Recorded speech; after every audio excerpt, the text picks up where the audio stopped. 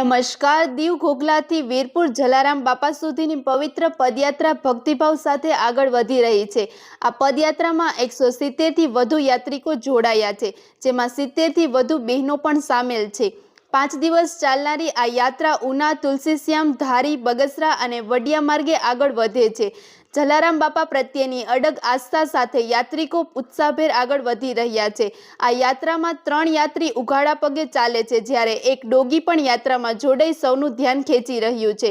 વડિયા ખાતે યાત્રિકો માટે રાત્રિ રોકાણ અને પ્રસાદની સુંદર વ્યવસ્થા કરવામાં આવી। સ્થાનિક લોકોએ આત્મીય સ્વાગત સાથે ભક્તિભાવ વ્યક્ત કર્યો। વધુ સમાચાર માટે જોડાયેલા રહો। RP Gujarat news, Rajkot. જય જલારામ મિત્રો, આજે લગભગ આશરે 25 વર્ષથી દીવ ઘોઘલાથી પદયાત્રીઓ આશરે 150-200 પદયાત્રીઓ, જેમાં બહેનો, બાળકો, કોઈની માનતા હોય, કોઈ ઉઘાડા પગે હોય, એવી માનતાવાળા લોકો 4 દિવસે વીરપુર પહોંચે છે અને હાઈ ક્લાસ સ્વસ્થ હેલ્થમાં એવી રીતે એ લોકો વીરપુર પહોંચે છે। દીવ ઘોઘલાથી નીકળી ઉનાથી તુલસીશ્યામથી ચલાળાથી બગસરા અને છેલ્લો પડાવ વડિયા રાત રોકાય છે, જ્યાં વડિયા મિતુલભાઈ ગણાત્રા દ્વારા તમામ પદયાત્રીઓને ગરમ પાણી, જમવાની બહુ સારી એવી વ્યવસ્થા કરે છે।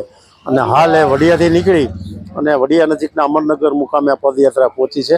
તો આપણે એ લોકો પાસેથી જાણવાનો પ્રયાસ કરીએ કે એ લોકોની આસ્થા, જે જલારામ બાપા પ્રત્યેનો ભાવ અને એમની લાગણી, તો આપણે એવો જાણવાનો પ્રયાસ કરીએ। વિજય કુમાર મોહન સોલંકી અને ગામ દીવ।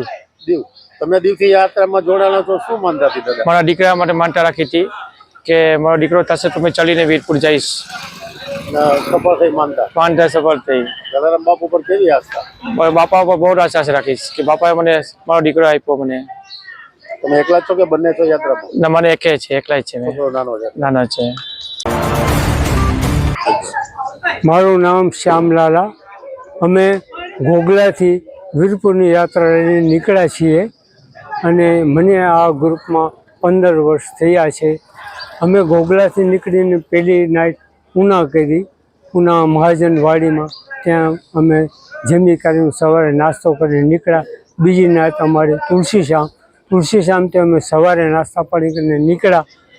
ત્રીજી નાઇટ અમારી ધારીથી અમે જમી કાઢવીને નાઇટ રહ્યા અને સવારે અમે નાસ્તો પાણી કરી અને ધારીથી નીકળ્યા। ત્યાંથી આવ્યા અમે બગસરામાં નાઇટ રહ્યા અને નાઇટ રહીને સવારે અમે બગસરાથી નીકળ્યા છીએ। અત્યારે અમે વડિયા જઈએ છીએ। આ બધી રસ્તામાં અમને મહાજન લોહાણા વાડીમાં અમને રહેવાની અને જમવા કરવાની અને ગરમ પાણીની સગવડતા આપે છે। તો અમે અમારા ગ્રુપ તરફથી અને હું પોતે તેમનો ખૂબ આભારી છું અને ખૂબ પ્રભુ એમને બરકત આપે એ મારી નમ્ર વિનંતી। જય જલારામ। તમારી આ યાત્રામાં કેટલા લોકો છે, ભાઈઓ બહેનો? અમારી યાત્રામાં અત્યારે અમારી પાસે 150 જણા છીએ। પગપાળામાં 150 જણા અને વગર ચપ્પલના 3 માણસો છે માનતાવાળા। બહેનો કેટલા જાય? બહેનો અત્યારે 65 છે। 65 બહેનો? હા, અને બાકીના પુરુષો। આ પદયાત્રામાં કોઈને તકલીફ નથી? કોઈ જરાય કાંઈ તકલીફ નથી। બધાનો ચોક્કસ ઉત્સાહ જોરદાર દેખાય। હા, જરૂર, એકદમ।